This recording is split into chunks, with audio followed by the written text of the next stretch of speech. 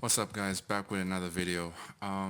So today I feel like saying something, and it's something people might not like, and I don't care anymore. Anyways, I want to talk about the problem with Afro comics, African American comics, those sort of comics, or that sort of manga. So what is my problem with this particular industry? Well, my main problem is that this industry doesn't really exist. This industry is pretty much forced to exist. This industry is not really supported by anybody. This industry is actually forced. As I said, it is actually forced, is that nobody wants to support it. And I see a lot of people from Comic-Con being interviewed by Comic-Con Africa that took place here in September, but online, and nobody attended that thing, primarily because this country is a third world country. But of course, the person who wrote the article had to lie and said a lot of people participated in the online Comic-Con Africa, which is not true. Internationally, people did not participate either. They don't have time for that, right? But the people who were being interviewed there were speaking as if they are pioneers of the industry that already exists here. That African comics is this and that, African manga is this and that, and yet these people have never sold a single book. These people are not living off their own work. These people have not published anything. These people are still being supported by their parents, just like me. Yet they are speaking and giving hope to the younger generation as if there is any hope of this industry that doesn't exist on this continent. And this is very frustrating because to me that shows that they're lying.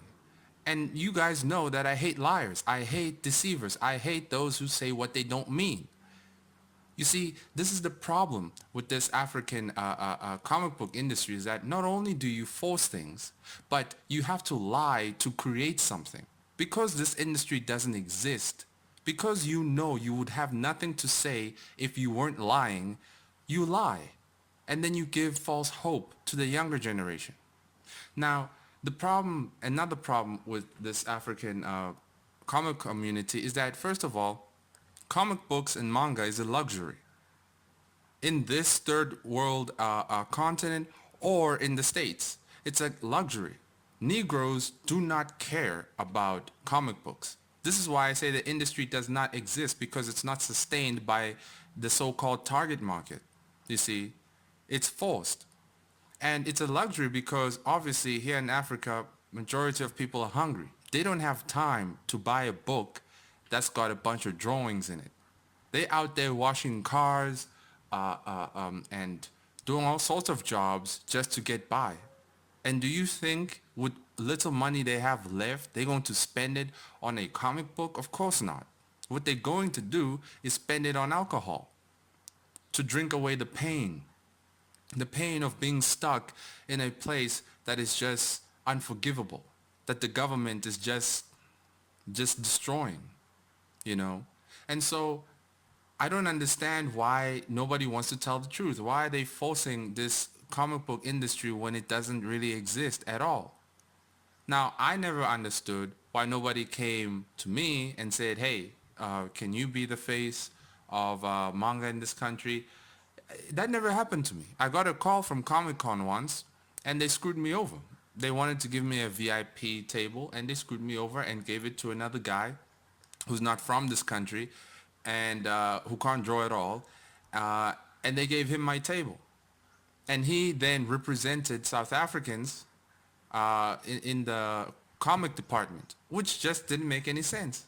But at the time, he was claiming he was doing manga, which also didn't make any sense because what he drew did not look like manga at all. He had not sold anything. He had not printed anything proper. But he was given my table to represent the country. And I never understood why you promote people who do bad things, like bad quality work. Like, what the heck? It's an abomination, you see. So, and aside from the fact that this industry is forced, aside from the fact that this industry is not really supported, nor does it really exist, let's look at the content of this industry, of these comics. The content sucks because you're trying to create characters that are primarily from the hood, that have these urban elements, these hip hop elements, as if every black person is a hip hop thug or a hood rat or a whatever, has a fresh cut, wears sneakers, wears Jordans, speaks like Lil Wayne, has tattoos, has dreadlocks. You know, that's my problem, is that these stupid comics are stereotyping their own people. And yet Negroes want to always say, hey, don't stereotype us. We're not like this. We're not all like that. Clearly, the creators think you're all like that. I don't like African comics because of this. I am not a dread-headed, hip-hop loving, thug-looking Negro. I'm not. I'm just an average person. But then if you make the main character always look like Chris Brown, what makes you think I'm going to pick that up? Like seriously, if you're going to make a character that looks like Chris Brown and he's not dancing, instead he's lifting cars and defeating bad guys, what makes you think a Chris Brown fan is actually going to buy that as well? Because a Chris Brown fan would probably want a character who's going to break dance, who's going to sing. Not that they'd even buy it, because that would require them to actually read it. As we know, this community is filled with people who don't like reading. So I really don't understand, why is it that nobody talks about these things? Nobody raises these points. It's like you cannot create stereotypical characters and then expect support and expect the whole world to see you differently, when all you do is recreate the same trash that American Negroes do with their hip-hop culture. You go anywhere in the world, go to Russia, go to Japan, right? They're not going to ask you anything about any question that's related to building civilization. They'll ask you, have you starred in a movie? Are you famous? Are you a good dancer? They might ask you, how big is the item in your pants? Like, I would know because I have a friend in Japan who told me exactly that. When I went to Turkey, the Turks have never seen, the ones I met, had never seen a black person, right? So they all wanted to take pictures, you see. But they're all, of course, expected that I would be a break dancer or so on and so on. You see, these stereotypes are then reinforced by the same people who wish to be seen in a different light. You create a hip-hop thug in your comic book and you want to sell it. But then the question is, like, do you really want to be seen in a different light? Because you're failing then. Because the person who creates that comic book, he himself, when you look at him, does not really look like a hip-hop thug. So I don't understand why he's creating characters that look like hip-hop thugs. You see? It's absolute madness. Like, there's no self-awareness. And it's what I hate about this industry, is that there's no self-awareness. Another problem with this African comic book industry is that, well, that's non-existent, is that first of all, to even stand a chance to be noted or even promoted to some degree, you have to stand for everything the American Negro culture stands for, such as Black Lives Matter. I don't stand with that. No, I don't. A criminal died. He got crushed in the neck. Yes, that's bad, but he's a criminal. I don't care. I don't know him. Why were you smoking drugs? Why did you use a fake dollar bill? Why did you do all those things to begin with? If you look into his past, dude held a gun and held a woman hostage, a pregnant woman, broke into her house. Do you really want me to say, no, he was innocent, Black Lives Matter? No, you're guilty. And I will look into your past because your sins were never wiped away. He never lived a life of repentance. No, he didn't, because he still committed crime. So the wages of sin is death. Sorry. You see, I don't like the fact that if you want to be part of this African comic book non-existing industry, is that you have to adore and promote everything that happens in America, even if it's wrong. You have to be part of this sick, backwards, wrong culture. Twerking, weaves, Black Lives Matter, everything that's just wrong. Everything that just doesn't build society. I don't want to be a part of that. And now to the young people who might want to create a Negro comic book industry in the future, even though we don't really have a future left. But if you want to create one, well, are you going to sell out too? Are you going to say, yeah, Black Lives Matter, all these things? If you go to the Black Lives Matter organization, the website, do you know what they stand for? Do you know that they stand for abortion, right? Do you know that they stand for putting, destroying the family? Do you know all that? Do you know that they stand for voodooism, evoking dead spirits? Do you know all these things? The problem is that a lot of people who might not know these things or do know these things is that they themselves are nothing. They are just a blank canvas. That in order to feel or to receive some clout, some recognition, they are ready to sell their soul to be partakers with these evil people like Black Lives Matter. The foundation of Black Lives Matter is to destroy the family. How do you destroy the family? Get rid of the man in the house. Have a fatherless home, then the boys grow up in the street. A woman cannot teach a man how to be a man. It's impossible. I'm sorry. But you see, these are the things that are ignored. So they are ignored, these things, and then you have people just repeating things, repeating the same mistake, repeating the same cycle of trash, and then wonder why things aren't selling. In fact, I actually do wonder. Do they wonder? Do they think? Do they question? Why aren't my books selling as much? Why is it not reaching, big numbers? I don't think they do. Because there is a comic called Kwezi in this country. Kwezi has just gone silent right now. It was big in 2015 or 2014, 15, 16, 17. Now, I don't know where the heck it is. Dude is silent himself, you know? And you see, my problem is that these people don't try to think, why was it not successful long term? Because Kwezi made a lot of noise in the beginning because it was labeled as the first South African comic book hero. But when you look at the main character, Kwezi, he's exactly as I described earlier. He's a dreadlock dude looking like Chris Brown, and he had sneakers, and there's a particular way he dressed. Not everybody, not every black person in this country dresses that way. I don't like dreadlocks. Not everybody has dreadlocks, you know? So who are you selling this book to? Because if you're selling this book to the people in the hood do not have money, Kwezi. They don't have money.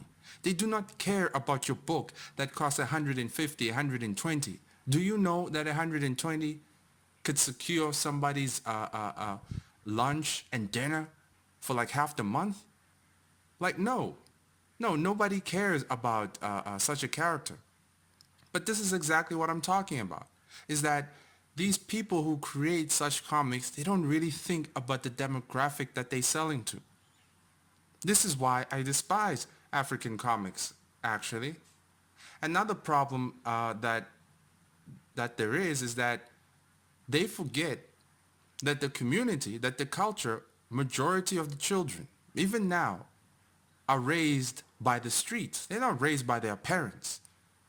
A lot of people in the community come from fatherless homes in which the children go then outside, especially the young boys go outside.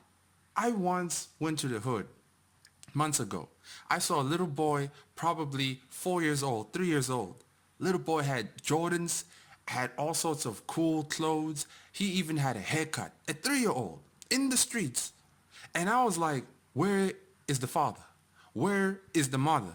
Because I could have stopped the car, picked that boy up, and drove off. Simple. Taking that boy, went to a witch doctor, did a ceremony, and got some money. Because these things happen. You see, the negligence of raising your own child in this community is just disgusting. It's absolutely disgusting. The way that little boy was dressed, you could tell the parents must have some money. But he's out wandering in the streets, could get hit by a car. But this is the norm. I'm different because I got locked up as a child. I wasn't allowed to go play in the streets. I only played at school. When I got home, I was at home. I was not allowed to go outside, you know. If people wanted to play with me, they had to come in the house. Then we'd play in the house, you know. So for me, because I was not raised by the streets and then I didn't follow the culture of the streets, obviously my form of entertainment was not playing outside with the kids and participating in the corrupted children's way of fun. I had to turn to TV. I had to turn to reading. My mom bought me a lot of books, bought me a lot of illustrated books too. And so that's what triggered, inspired my desire to be a comic book artist. Dragon Ball helped too, right? But that is what triggered it. That's what inspired it because I ended up enjoying it, getting used to it, reading these books, looking at the colors of these books because I was at home. But you see, people like Kwesi and all these other Negro creators, they don't think about this. They don't think. That's my problem. You don't think. And if you do not think, how do you expect to receive anything? You want to create an industry based on African superheroes, and you want these characters to look a certain way, to look as if they're from the hood. You trying to represent the hood, but you know if you're from the hood that you didn't have no money growing up. You know there was no bookstore in the hood. You know there was no library. You know that everybody was too busy chasing booty or chasing the hustle. And you say you want to represent the hood when you create these comics. It's absolute madness. It's just impossible. And you know, such a level of stupidity, you know, it's not normal. At this point, it has to be supernatural. It just has to be because this is the entire diaspora. The entire diaspora. You know, they created Afrofuturism, and I studied it last year in my third year, and I hated it because all it was Wakanda. That's pretty much what it is, Afrofuturism. It's taking the African aesthetic and merging it with Star Wars. That's literally all it is. Afrofuturism doesn't have a template of principles. It doesn't. And that's my problem as well, is that this non-existing Negro comic book industry is that there isn't a template of principles. There isn't one. There isn't a written standard, you see. And we always have to go back to a standard. There isn't a standard. If there is one, it's the culture that's forever changing, the culture that's forever complaining, you see. And this is why things don't grow. But if you look at Marvel Comics, DC Comics, those are built on traditional principles, self-sacrificing, hard work, friendship, you see. But the Negro community has no comic book principles, standards, nothing. And on top of that, you have a bunch of people on this continent trying to represent the entire continent. That's impossible. I'm not Nigerian. I don't know Nigerian culture. I don't worship Nigerian gods. I don't even like Nigeria. I don't. And I don't expect them to like South African culture. And within the South African culture, how many cultures are in here? How many cultures are in Nigeria? You see, this is the problem. The same thing with the Comic-Con in that happened this year. Those two people interviewed, one was a Zimbabwean, one was a South African. Neither one has any idea of each other's culture. Any idea. Yet they want to speak as if they represent the entire continent. No, you don't. You do not think. That just proves you're chasing clout. That just proves you're chasing your own personal glory.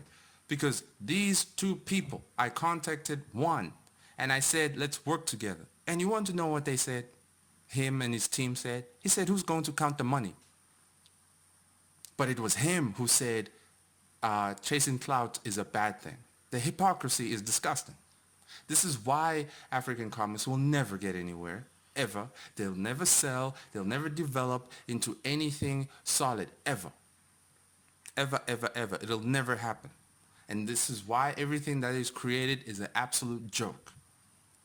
It's a reinforcement of the bad stereotypes that take place in the community. Now, if you are angry by what I have said, you feel offended, well, it's because it's true. You see, this is the problem, is that people need to take a critical view of the things around them.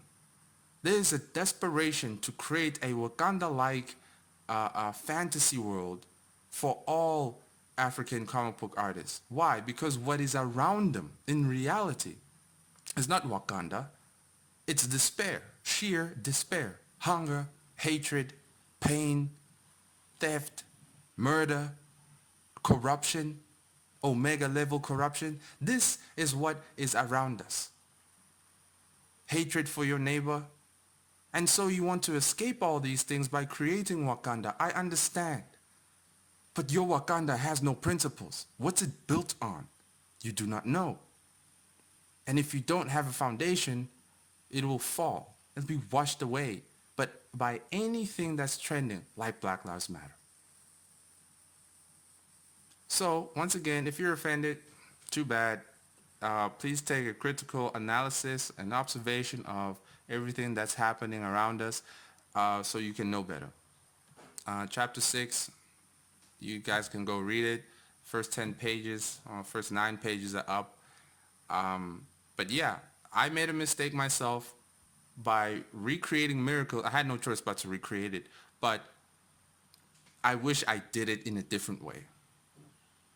I really do. Nobody reads my manga from the community, from even people I know personally. Nobody. Nobody cares. And I know why. I already said why. It's because these people grew up in the streets. The only thing they care about is music videos. You see, they're raised by the culture. They were not locked in the house like me and forced to read books and try to find a safe way to entertain oneself, but also to expand the mind. I don't blame them anymore for that. But I do blame the creators for missing that, for yelling and screaming as if they should be selling things right now, or for those who silently disappear without ever saying a word. I'm still here, and now I'm educating everybody else. Where are the others who tried before me, or who came with me, but then screwed me over? Where are they? Gone. And they won't say anything because they're cowards. Absolute cowards. So, indeed, it's a shame that I was born here. I wish I was never born. But, yeah, like, it is what it is. People just can't afford to read comics. It's a luxury thing. It's a first world talent. It's a first world industry. You just be making a mistake to pursue this industry in this continent. You can do it and then try to run away. Good luck with that, with the COVID pass and all taking place very soon, you know. But I just wish somebody told me, hey man, how's about you be an architect or a dentist, and then you can draw manga on the side, because that's all it's ever going to be. I wish I did that, but nobody told me that. Nobody guided me, nothing. And now I am suffering for chasing passion than reason. But hey, the TV reinforced the passion and said, never mind reason. But anyways, that's all. Peace.